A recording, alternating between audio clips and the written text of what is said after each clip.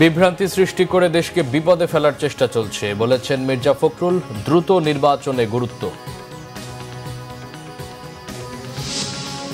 শেখ হাসিনা ও জয়ের ৩০ কোটি মার্কিন ডলার পাচারের সত্যতা নিশ্চিত করলেন দুদক চেয়ারম্যান। অনুসন্ধান শুরু। হাসিনার বিরুদ্ধে রেড নোটিশ জারির জন্য ইন্টারপোলের তথ্য। দুর্নীতির মাধ্যমে ২ মাসে ৬০,০০০ রোহিঙ্গা অনুপ্রবেশ করেছে জানালেন পররাষ্ট্র উপদেষ্টা। রোহিঙ্গাদের প্রত্যাবাসন ছাড়া এই অঞ্চলে স্থিতিশীলতা না আসার শঙ্কা। শিক্ষকদের আলোচনায় শিক্ষা নেই, আছে শুধু রাজনীতি বলেছেন শিক্ষা উপদেষ্টা। শিক্ষা প্রতিষ্ঠানগুলোর ক্ষতি করেছে হিংস্র রাজনীতি, মন্তব্য শিক্ষাবিদদের। দেখছিলেন ক্রাউন সিমেন্ট সংবাদ শিরোনাম, এবার বিস্তারিত। বিএনপি মহাসচিব মির্জা ফখরুল ইসলাম আলমগীর বলেছেন, বিভ্রান্তি সৃষ্টি করে দেশকে বিপদে ফেলার চেষ্টা চলছে। এই ষড়যন্ত্রের বিরুদ্ধে রুখে দাঁড়াতে হবে। দেশকে কেউ যেন বিভক্ত করতে না পারে সেজন্য সতর্ক থাকার কথাও বলেন তিনি। মির্জা ফখরুল বলেন, গণতন্ত্র ফিরিয়ে আনতে দ্রুত নির্বাচন দেওয়া দরকার। বিস্তারিত ডেস্ক রিপোর্টে। রবিবার বিকালে পঞ্চগড়ের সাকুয়া হাই স্কুল মাঠে জনসভার আয়োজন করে জেলা বিএনপি। সকাল 10টা থেকে সেখানে জেলার বিভিন্ন প্রান্ত থেকে বিএনপি ও সহযোগী সংগঠনগুলোর নেতাকর্মীরা দলে দলে যেতে থাকেন সমাবেশ স্থলে। দুপুরেই সাকুয়া হাই স্কুল মাঠের সমাবেশ স্থল ও আশপাশের এলাকা কানায় কানায় পূর্ণ হয়ে যায়। আমাদের হিন্দু বাড়িদের জমি দখল, বাড়ি লুটপাট, জায়গা দখল, এগুলো আওয়ামী লীগ সরকার করেছে। গত 18 বছর আমরা কথা বলতে পারি নাই, আমরা নির্দ্বিধায় কোনো কথা বলতে পারি নাই, আমরা ঘুমাইতে পারি নাই। আমরা আজকে মুক্তভাবে এখানে আসতে পেরেছি, এই স্বাধীনভাবে আমরা আসতে পেরেছি। জনসভায় প্রধান অতিথি হিসেবে যোগ দেন বিএনপি মহাসচিব মির্জা ফখরুল ইসলাম আলমগীর। তিনি বলেন, আওয়ামী লীগ ভীতির রাজত্ব সৃষ্টি করে ফ্যাসিবাদ প্রতিষ্ঠা করেছিল। ওপারে পালিয়ে গিয়ে শেখ হাসিনা ষড়যন্ত্র করছে। ভোট দেওয়ার সুযোগ পেলে জনগণ সঠিক লোককেই নির্বাচিত করবে। এ কারণেই নির্বাচন চায় বিএনপি।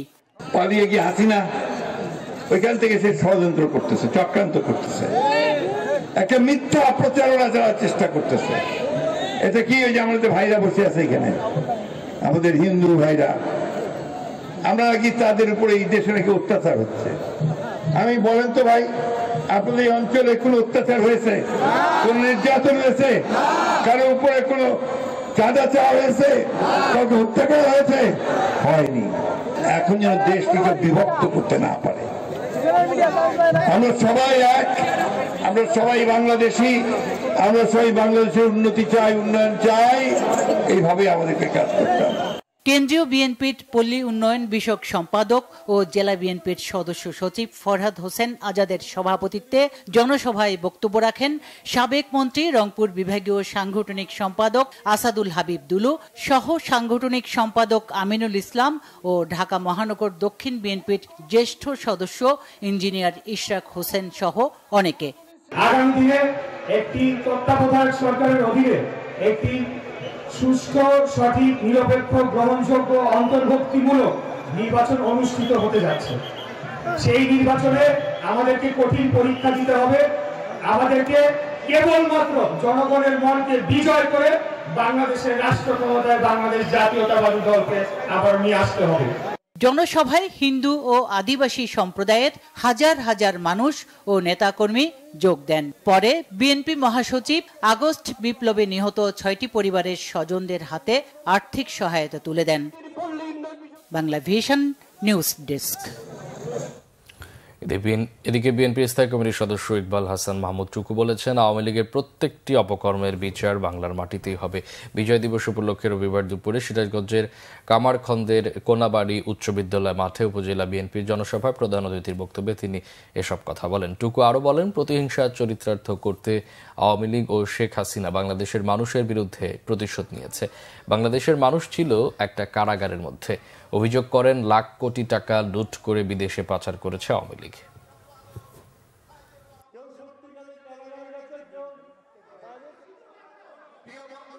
এই যে বিচার না পাওয়া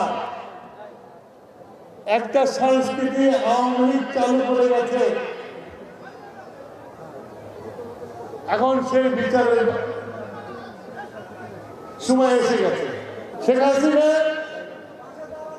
বাংলাদেশের জনগণের উপরে প্রতিশোধ নিয়েছে। আজকে লক্ষ লক্ষ কোটি টাকা পাচার করে বিদেশে পার করেছে, যে টাকা দিয়ে 100টা পদ্মা সেতু বানানো যেত।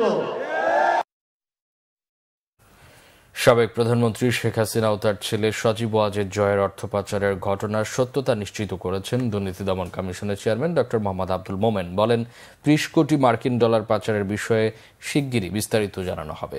রিপোর্ট ফরুক বাবুর।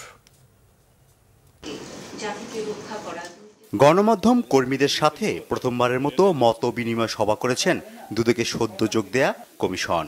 সবার শুরুতে সাংবাদিকদের নানা পরামর্শ ও প্রশ্ন দুদক চেয়ারম্যানকে জানানো হয়। পরে দুদক চেয়ারম্যান রাষ্ট্রীয় বিভিন্ন প্রতিষ্ঠানে নানা দুর্নীতির বিষয়ে কথা বলেন, করেন নিজ সংস্থার কর্মকর্তাদের সমালোচনাও। দুর্নীতিবাজদের সাজা নিশ্চিতে দায়িত্ব তার একক নয় বলেও জানান তিনি। জানান, দুদকে দুর্নীতিবাজ কর্মকর্তা আছেন, যাদের চিহ্নিত করতে সাংবাদিকদের সহযোগিতা চেয়েছেন তিনি। পুলিশ মামলা করে সত্য উদ্ঘাটন করে, আর দুদক সত্য উদ্ঘাটন করে মামলা করে। মানে কি অস্বাভাবিক, মানে অসাধারণ একটা বৈপরীত্য। সাবেক প্রধানমন্ত্রীর ৩০০ মিলিয়ন ডলার পাচার নিয়ে অনুসন্ধান সম্পর্কে কিছু কথা বলবো কিনা, এটা যেহেতু অনুসন্ধান পর্যায়ে আছে, অনেক ঘটনাই সত্য। আমরা সুনির্দিষ্টভাবে আমাদের হাতে আরো তথ্য উপাত্ত আসলে পরে আমরা সামনে সরাসরি কথা বলবো। এ সময় দুদকের তদন্ত ও অনুসন্ধানের দায়িত্বে থাকা দুই কমিশনার জানান তাদের সীমাবদ্ধতার কথা, তবে কাউকে ছাড় না দেওয়ার কড়া বার্তাও দেন কমিশনাররা। সংস্কারের কাজটা একটু স্লো যাবে। একদিকে যেমন আমরা চেষ্টা করব জাস্টিস ডিলেস, জাস্টিস ডিনাইড, আবার জাস্টিস হারিড, জাস্টিস বারিড, এই দুটোর মধ্যে একটা ব্যালেন্স করার জন্য। তারপর আমরা চেষ্টা করব যে বিল্ডিং তাড়াতাড়ি তোলা যায়, কিন্তু সংস্কার তাড়াতাড়ি করলে বুক থুবড়ে পড়বে। আমাদের যদি ফোকাস অবজেক্টিভ থাকে দুর্নীতি, এই দুর্নীতি যাতে সংশ্লিষ্ট যে কেউই হোক, সে দুর্নীতি টানলে সেও আসবে। এইটুক সাহস আমাদের আছে ইনশাআল্লাহ এই কমিশনের মধ্যে। নির্মোহভাবে, নির্ভুলভাবে অনুসন্ধান এবং তদন্ত করব, সেটার জন্য আমরা বদ্ধপরিকর। জাতির কাছে আপনাদের মাধ্যমে আজকে আবারও দৃঢ়তার সাথে জানাতে চাই, কারোর ভয় বা ভীতিতে, অনুরাগ বা বিরাগের বশবর্তী হয়ে আমরা এই কাজটি করব না। সভায় নিজের স্থাবর ও অস্থাবর সম্পদের হিসাব দিয়েছেন দুদক চেয়ারম্যান। আমি যে বেতন ভাতা পাই সেটাও আপনাদের জানা দরকার। ফরুক বাবু, বাংলা ভিশন, ঢাকা। সাবেক প্রধানমন্ত্রী শেখ হাসিনার বিরুদ্ধে ইন্টারপোলের রেড নোটিশ জারির জন্য সব নথি পাঠিয়েছে আন্তর্জাতিক অপরাধ ট্রাইব্যুনাল। রেড নোটিশ জারির বিষয়টি নিশ্চিত করবে পুলিশ সদর দপ্তর। শেখ হাসিনার বিরুদ্ধে রেড নোটিশ জারি, এই শিরোনামে রবিবার বেশ কিছু গণমাধ্যমে এমন খবর প্রচার হলে ট্রাইব্যুনালের চিফ প্রসিকিউটর মোহাম্মদ তাজুল ইসলাম গণমাধ্যমকে এই তথ্য জানান।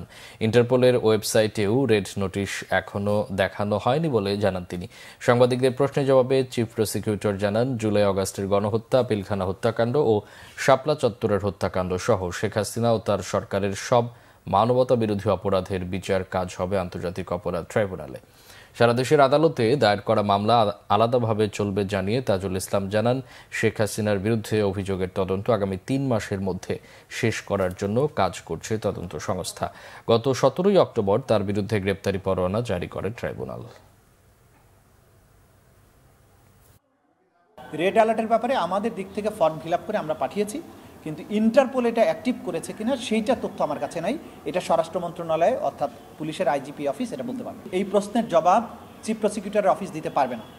এটা হচ্ছে যে আমাদের পক্ষ থেকে আমরা তথ্যাদি তাদের কাছে দিয়েছি, এবং যে ভারতের সাথে বহিঃসমর্পণ চুক্তি যেটা আছে, অপরাধীর বহিঃসমর্পণ চুক্তি, সেই চুক্তির আলোকে ব্যবস্থা গ্রহণের সিদ্ধান্তটা সরকারকে নিতে হয়। সুতরাং সরকারের কাছে আমরা তথ্যাদি প্রেরণ করেছি। সরকার আনুষ্ঠানিকভাবে ভারতের কাছে কখন কিভাবে চাইবেন বা ইতিমধ্যে চেয়েছেন কিনা সেটা সরকার বলতে পারবেন, এটা আমাদের জানা নেই এখন পর্যন্ত। পদোন্নতিতে কোটা কমানোর প্রস্তাবে অসন্তোষ জানিয়েছেন প্রশাসনের ক্যাডার কর্মকর্তারা। এ ব্যাপারে জনপ্রশাসন সচিবের কাছে রবিবার স্মারকলিপি দিয়েছেন কর্মকর্তারা। অসন্তোষ জানানো কর্মকর্তাদের সাথে আলোচনা করে জনপ্রশাসন সচিব জানান, চূড়ান্ত সিদ্ধান্তের আগে সংস্কার কমিশনের সাথে মতবিনিময় হবে। তিনি বলেন, সরকারকে স্থিতিশীল রেখে জনপ্রশাসনের কাজ চলমান রাখা হবে। সরকারি চাকরির বিধিমালা অনুযায়ী সচিবালয় কর্মকর্তারা এমন শোডাউন করতে পারেন কিনা এমন প্রশ্নের জবাবে সচিব বলেন, দল বেঁধে আলোচনার জন্য এসেছেন প্রশাসন ক্যাডারের সদস্যরা। বর্তমান বিধিমালা অনুযায়ী উপসচিব পদে প্রশাসন ক্যাডারের 75% এবং অন্য সব ক্যাডারের 25% কর্মকর্তার পদোন্নতি দেওয়া হয়। বেসামরিক বিমান পরিবহন ও পর্যটন এবং ভূমি উপদেষ্টা AF হাসান আরিফের মৃত্যুতে সোমবার রাষ্ট্রীয় শোক পালনের সিদ্ধান্ত নিয়েছে সরকার। প্রধান উপদেষ্টার কার্যালয়ে অনুষ্ঠিত উপদেষ্টা পরিষদের এক বিশেষ সভায় এই শোক প্রস্তাব গৃহীত হয়। বন, পরিবেশ ও জলবায়ু পরিবর্তন উপদেষ্টা সৈয়দা রিজওয়ানা হাসান সভায় শোক প্রস্তাব উত্থাপন করলে তা সর্বসম্মতভাবে গৃহীত হয়। সভায় রিজওয়ানা হাসান জানান, সোমবার সকাল 10:30টায় মিরপুর শহীদ বুদ্ধিজীবী কবরস্থানে বীরশ্রেষ্ঠ সিপাহী হামিদুর রহমানের কবরের পাশে হাসান আরিফকে সমাহিত করা হবে। সভার শুরুতে উপদেষ্টা হাসান আরিফের মৃত্যুতে 1 মিনিট নীরবতা পালন করা হয়। প্রধান উপদেষ্টা ডক্টর মোহাম্মদ ইউনুস সহ অন্যান্য উপদেষ্টাগণ হাসান আরিফের স্মৃতিচারণ করেন। এই সময় প্রধান উপদেষ্টা বলেন, হাসান আরিফ ছিলেন শিশুর মতো সরল। পররাষ্ট্র উপদেষ্টা তৌহিদ হোসেন বলেছেন, বাংলাদেশ না চাইলেও দুর্নীতির মাধ্যমে গত 2 মাসে 60,000 রোহিঙ্গা মিয়ানমার থেকে অনুপ্রবেশ করেছে। ভূকৌশলগত কারণে বঙ্গোপসাগর এলাকার উপরে বড় বড় শত্রুর নজর পড়লে সেটা যেন দ্বন্দ্ব সংঘাতের কেন্দ্রে পরিণত না হয়, সেই লক্ষ্যে সরকার কাজ করছে বলে জানান পররাষ্ট্র উপদেষ্টা। রিপোর্ট করছেন ইমরুল কায়েস। পররাষ্ট্র উপদেষ্টা তৌহিদ হোসেন বলেছেন, ভূকৌশলগত কারণে বঙ্গোপসাগর এলাকা এখন পরাশক্তিদের প্রতিযোগিতার কেন্দ্রে পরিণত হয়েছে, কিন্তু বাংলাদেশ বঙ্গোপসাগর এলাকাকে সহযোগিতার ভিত্তিতে অর্থনৈতিক সমৃদ্ধি ও উন্নয়নের কেন্দ্র বানাতে চায় বলে জানান তিনি। রাজধানীর বিচ অডিটোরিয়ামে আয়োজিত এক সেমিনারে জাপানের রাষ্ট্রদূত ইয়ামা কিমিনোরি বাংলাদেশ ভারত সহযোগিতার উপর জোর দেন। আঞ্চলিক ও আন্তর্জাতিকভাবে বঙ্গোপসাগরের ওপর বড় বড় শক্তির নজর পড়েছে। এটাকে প্রতিযোগিতার কেন্দ্র থেকে সহযোগিতার মাধ্যমে উন্নয়ন ও সমৃদ্ধির কেন্দ্রে পরিণত করতে চাই আমরা, যাতে কোনো দ্বন্দ্ব সংঘাত না হয়। বঙ্গোপসাগরকে কেন্দ্র করে আশেপাশের দেশগুলোর মধ্যে সহযোগিতা বাড়াতে হবে। বঙ্গোপসাগর কেন্দ্রিক কানেক্টিভিটি ও অবকাঠামোগত উন্নয়নে জাপান বাংলাদেশের পাশে থাকবে। পারস্পরিক আস্থার ভিত্তিতে বাংলাদেশ ও ভারতের আঞ্চলিক কানেক্টিভিটির সুযোগ তৈরি করতে হবে বলে জাপান বিশ্বাস করে। এদিকে পররাষ্ট্র মন্ত্রণালয়ে উপদেষ্টা তৌহিদ হোসেন বলেন, সম্প্রতি অনুষ্ঠিত থাইল্যান্ডে 6 জাতি বৈঠকে রোহিঙ্গা প্রত্যাবাসনের উপর জোর দিয়েছেন তিনি। গত 2 মাসে আরও 60,000 মানুষ অত্যাচারিত হয়ে কিন্তু বাংলাদেশে প্রবেশ করেছে। পরিস্থিতি কখনো কখনো এমন দাঁড়ায় যে আপনাদের কিছু করার থাকে না। সেরকম পরিস্থিতিতে আমরা এই 60,000কে ঢুকতে দিয়েছি। ফর্মালি যে দিয়েছি তাও না, তারা বিভিন্ন পথে ঢুকে গেছে। দুর্নীতির মাধ্যমে প্রচুর ঢুকে যাচ্ছে, নৌকা দিয়ে ঢুকছে। ব্যাপারটা হলো যে একটা শুধু বর্ডার দিয়ে যে ঢুকছে তা তো না, বিভিন্ন জায়গা দিয়ে ঢুকে যাচ্ছে, বর্ডারের এপারে ওপারে। প্লাস রোহিঙ্গা ক্যাম্পে অপরাধীরা আছে এবং তারা প্রচুর পয়সা কামাই করছে অপরাধের মাধ্যমে। কাজে আপনাদেরকে এই সমস্যার সমাধান না করলে এটা আপনারা যে শান্তির জন্য চেষ্টা করছেন সেটা হবে না। বাংলাদেশ, ভারত, চীন, মিয়ানমার, থাইল্যান্ড ও লাওসের পররাষ্ট্রমন্ত্রী ও সচিবরা ব্যাংকক বৈঠকে অংশ নেন বলে জানান পররাষ্ট্র উপদেষ্টা। আসিয়ানের আমরা এ ব্যাপারে সহায়তা চেয়েছি। ইমরুল কায়েস, বাংলা ভিশন, ঢাকা। সংবাদপত্রে ত্রুটিপূর্ণ ওয়েস্টবোর্ড সিস্টেম বাতিল করে ন্যূনতম বেতন চালু করা উচিত বলে মন্তব্য করেছেন প্রেস সচিব শফিকুল আলম। বলেন, ন্যূনতম বেতনের আইন কঠোরভাবে প্রয়োগ করতে হবে। আর গণমাধ্যম সংস্কার কমিশনের প্রধান কামাল আহমেদ বলেছেন, গণমাধ্যমকে শক্তিশালী করতে হলে রাজনৈতিক লেজুর বৃত্তি বন্ধ করতে হবে। মহিবুল্লাহ মহিবের রিপোর্টে বিস্তারিত। রাজধানীর সিরডাপ মিলনায়তনে সেন্টার ফর গভর্নেন্স স্টাডিজ আয়োজিত গণতান্ত্রিক পুনর্গঠনের জন্য সেমিনারে বক্তব্য রাখেন অন্তর্বর্তীকালীন সরকারের প্রধান উপদেষ্টার প্রেস সচিব শফিকুল আলম। একটা ভয় ভীতির পরিবেশ ছাড়া সে তার রিপোর্টগুলো করতে পারে। এ সময় তিনি বলেন, স্বাধীন সংবাদ মাধ্যমে কারা বাধাগ্রস্ত করে, কি আইনে বাধাগ্রস্ত করে সেটি পর্যালোচনা করছে সরকার। ফিনান্সিয়াল মডেলের ক্ষেত্রে আমি ব্যক্তিগতভাবে মনে করি এটা আমাদের বন্ধ করে দেওয়া উচিত। ওয়েস্ট বোর্ডের যে সিস্টেমটা, বরঞ্চ আমাদের একটা সিস্টেম ইন্ট্রোডিউস করা হচ্ছে যে basic minimum pay for journalist, এটার নিচে কেউ যেন না পায়। বাংলাদেশের কোনো সংবাদপত্র, কোনো নিউজ ওয়েবসাইট, তাকে আমার নিশ্চিত করতে হবে যে সে যাকে এমপ্লয় করে তাকে এই বেসিক মিনিমাম পে জন্য তার 35,000 থাকে বা 40 থাকে। সারা দেশে সাংবাদিকদের ন্যূনতম বেতন কাঠামো ঠিক করার বিষয়টি উঠে আসে বক্তাদের বক্তব্যে। সাংবাদিকের স্বাধীনতা ছাড়া তার আত্মমর্যাদা বোধ রক্ষা করতে তিনি পারছেন, সেটা তার বেতনের দিক থেকে হোক, টিকে থাকার দিক থেকে হোক, নানান জায়গা থেকে হোক। এই আত্মমর্যাদা বোধ রক্ষা করার জায়গাটা না থাকলে আমরা ওই রকম সাংবাদিক পাবো না যারা ক্ষমতার দাপটের মুখে গিয়েও প্রশ্ন করতে পারবেন। এখানে সরকার বদলায়, ইতিহাস বদলে যায়। বাংলাদেশের জন্ম ইতিহাসটাই ঠিক নাই। আমরা এখনই জানি না যে আমরা কোথায় আছি দাঁড়িয়ে। পত্রিকার অফিসের সামনে দেখি গরু জবাই হয়। এই দেশে আমরা বাস করি, কি সাংবাদিকতা আমরা করব? ওই প্রেস কাউন্সিল দিয়ে আমি ছিলাম মন্ত্রী, ও নখদন্তহীন এই প্রেস কাউন্সিল দিয়ে কিছু হবে না। এবং সেখানে সাংবাদিকদের, মন্ত্রীভাই যেমন বলছেন, সাংবাদিকদের প্রতিনিধিত্ব থাকতে হবে। গণমাধ্যম সংস্কার কমিশনের প্রধান বলেন, সংবাদ মাধ্যমের দায়িত্বশীলতা, জবাবদিহিতার আওতায় আনতে কাজ করছে কমিশন। 1 থেকে 7 জানুয়ারি পর্যন্ত গণমাধ্যম নিয়ে সার্ভে করার কথাও জানান তিনি। একটি হাউসের নাম বলেন, মিডিয়া হাউসের, যে মিডিয়া হাউস নিজেরা আত্মসমালোচনা করেছেন বা আত্মমূল্যায়ন করেছেন গত 15 বছরের কন্টেন্ট কোথায় ভুল হয়েছিল, কোথায় তারা ভুল করেছেন, কোথায় তাদের ঘাটতি হয়েছিল।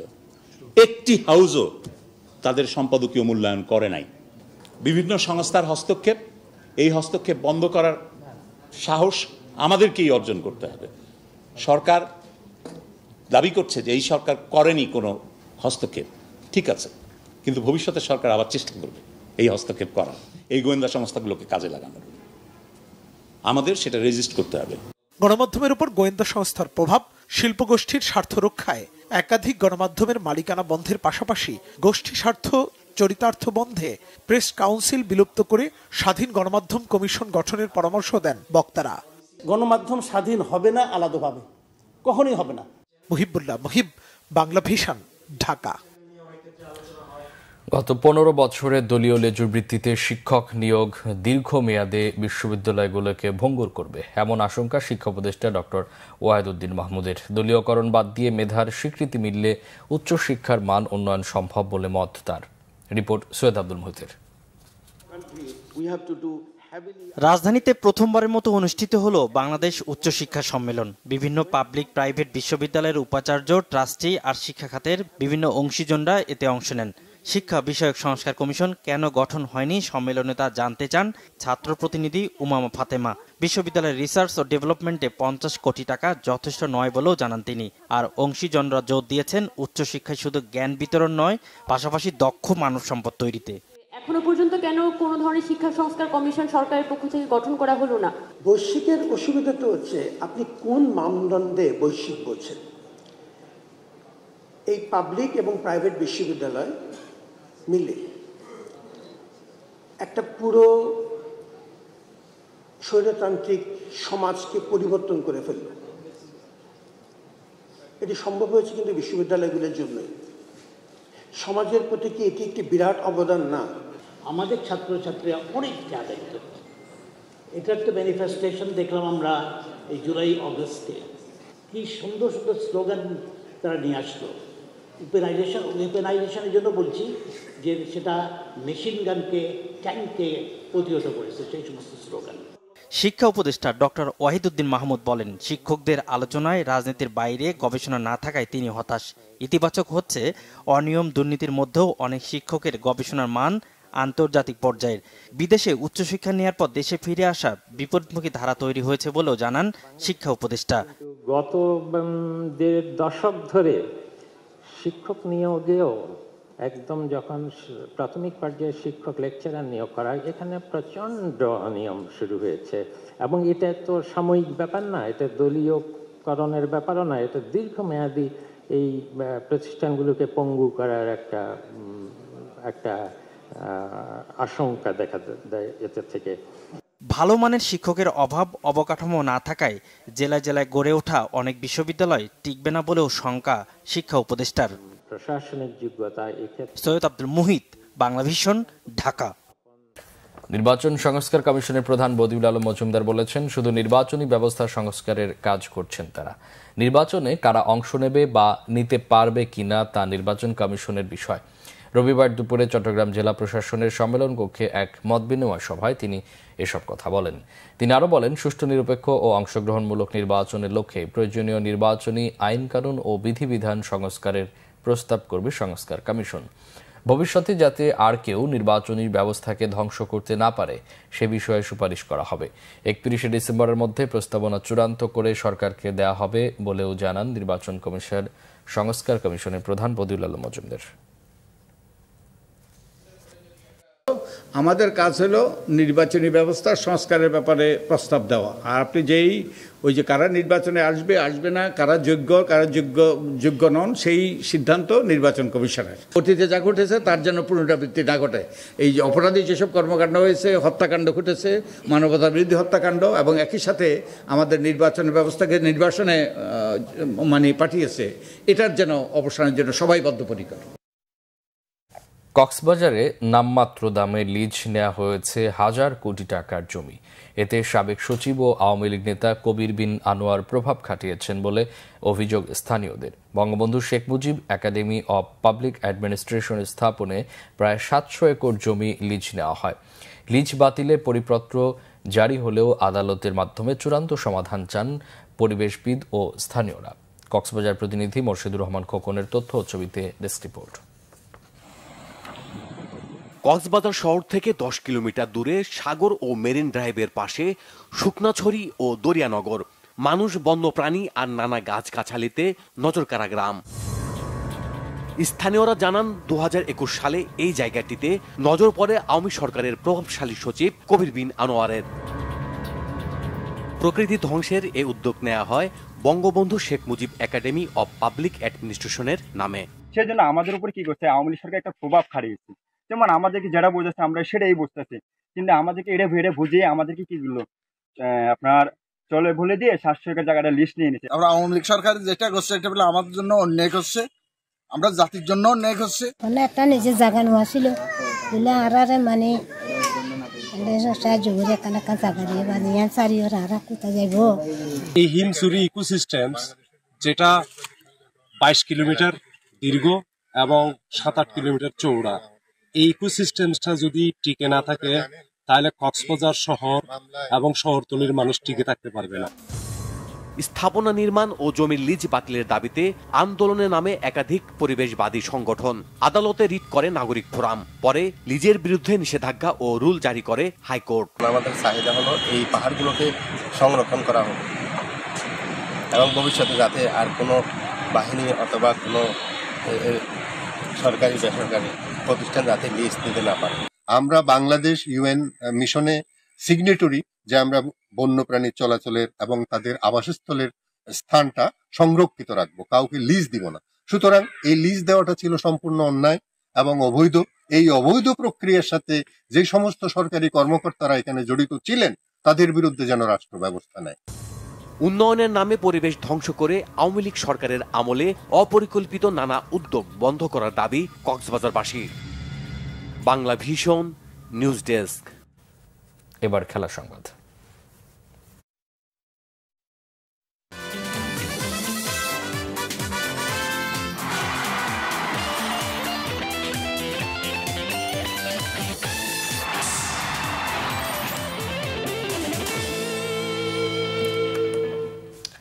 আজ মাঠে গড়াচ্ছে বিজয় দিবস হকি টুর্নামেন্ট। প্যারাগন গ্রুপের পৃষ্ঠপোষকতায় 8 দিনের বিজয় দিবস হকিতে 2টি গ্রুপে লড়বে 6টি দল। বাংলাদেশ হকি ফেডারেশনের নবগঠিত অ্যাডহক কমিটির দায়িত্ব নিয়ে প্রথম কোনো টুর্নামেন্টের আয়োজন করতে যাচ্ছে। 6 দলের লড়াইয়ে গ্রুপ এতে আছে বাংলাদেশ নৌবাহিনী, বাংলাদেশ পুলিশ ও বিকেএসপি। গ্রুপ বিতে খেলবে বাংলাদেশ বিমান বাহিনী, বাংলাদেশ সেনাবাহিনী ও হকি খেলোয়াড় কল্যাণ ঐক্য পরিষদ। মাওলানা ভাসানী জাতীয় হকি স্টেডিয়ামে উদ্বোধনী ম্যাচে মুখোমুখি হবে বিকেএসপি ও বাংলাদেশ নৌবাহিনী। ফাইনাল হবে 30 ডিসেম্বর। টুর্নামেন্ট উপলক্ষে গতকাল এক সংবাদ সম্মেলনে ফেডারেশনের সাধারণ সম্পাদক অবসরপ্রাপ্ত লেফটেন্যান্ট কর্নেল রিয়াজুল হাসান জানান, ভবিষ্যতে কোনো বিরতি ছাড়াই হকিকে মাঠে রাখতে চান তারা। বিজয় দিবস হকিতে অংশ নেওয়ার জন্য সাবেক জাতীয় ও অভিজ্ঞ খেলোয়াড়দের নিয়ে হকি খেলোয়াড় কল্যাণ ঐক্য পরিষদ নামের দলটি গঠন করা হয়েছে।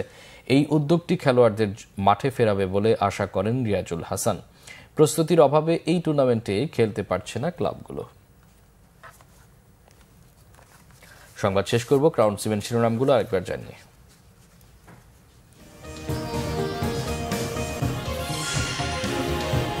বিভ্রান্তি সৃষ্টি করে দেশকে বিপদে ফেলার চেষ্টা চলছে বলেছেন মির্জা ফখরুল। দ্রুত নির্বাচনে গুরুত্ব। শেখ হাসিনা ও জয়ের 30 কোটি মার্কিন ডলার পাচারের সত্যতা নিশ্চিত করলেন দুদক চেয়ারম্যান। অনুসন্ধান শুরু। হাসিনার বিরুদ্ধে রেড নোটিশ জারির জন্য ইন্টারপোলে তথ্য। দুর্নীতির মাধ্যমে 2 মাসে 60,000 রোহিঙ্গা অনুপ্রবেশ করেছে জানালেন পররাষ্ট্র উপদেষ্টা। রোহিঙ্গাদের প্রত্যাবাসন ছাড়া এই অঞ্চলে স্থিতিশীলতা না আসার শঙ্কা। শিক্ষকদের আলোচনায় শিক্ষা নেই, আছে শুধু রাজনীতি, শিক্ষা উপদেষ্টার মন্তব্য। হিংস্র রাজনীতি শিক্ষা প্রতিষ্ঠানগুলোর ক্ষতি করছে, মন্তব্য শিক্ষাবিদদের।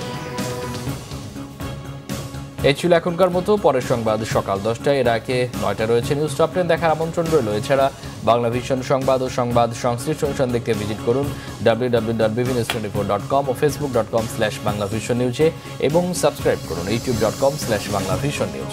এতক্ষণ সাথে থাকায় অসংখ্য ধন্যবাদ।